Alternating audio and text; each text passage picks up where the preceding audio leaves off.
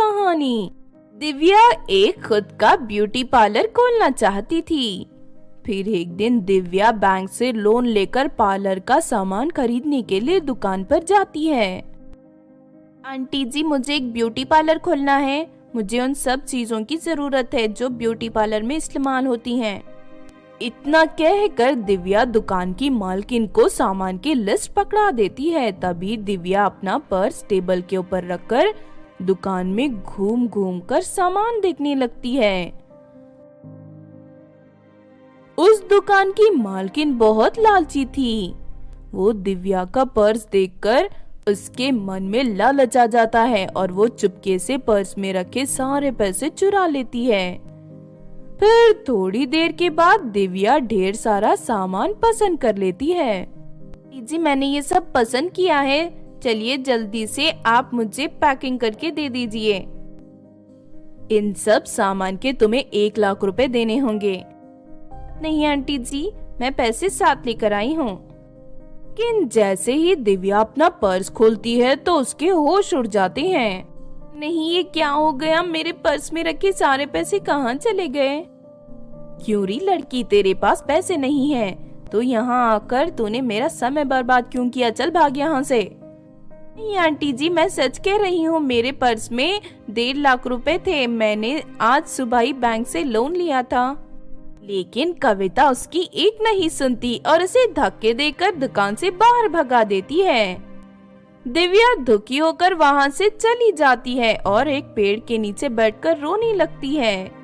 लेकिन तभी अचानक तेज तूफान आने लगता है और पास वाली पहाड़ी से एक बड़ा पत्थर लुढ़ककर दिव्या को कुचलकर चला जाता है, जिस वजह से दिव्या के मौके पर ही मौत हो जाती है।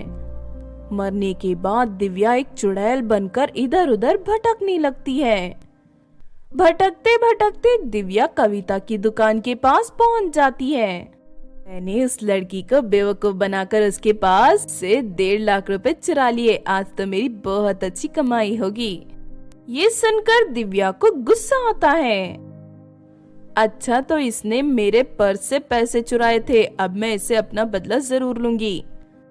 के बाद दिव्या कविता की खूब पिटाई करती है और अपनी शक्ति से कविता की दुकान से ढेर सारा सामान हवा में उड़ाकर अपने ब्यूटी पार्लर में ले जाती है। से मैं सभी लड़कियों का मुफ्त में मेकअप करूंगी। दिव्या एक औरत का रूप धारण करके ब्यूटी पार्लर के बाहर एक बोर्ड लगा देती है जिसमें लिखा होता है, यहाँ मुफ्त में मेकअप किया जाता है। ये देख सभी लड़कियों को बड़ी हैरानी होती है। अरे, ब्यूटी पार्लर वाली आंटी मुफ्त में सभी का मेकअप कर रही है? मुझे तो कुछ समझ में नहीं आ रहा। आखिर ऐसा कैसे हो सकता है? ये काजल, तो ज्यादा दिमाग मत लगा। शायद ये औरत बहुत पैसे वाली होगी। देख, हमें इस बात का फायदा उठाना चाहिए। चल अंदर चलकर मुफ्त में मेकअप करवाते हैं।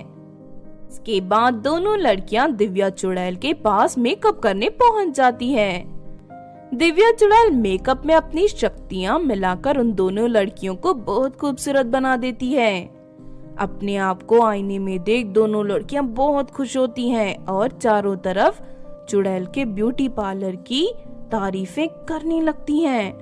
उसके बाद दिव्या चुड़ैल के पास रोज ढेर सारी लड़कियां मेकअप करने के लिए आने लगती हैं।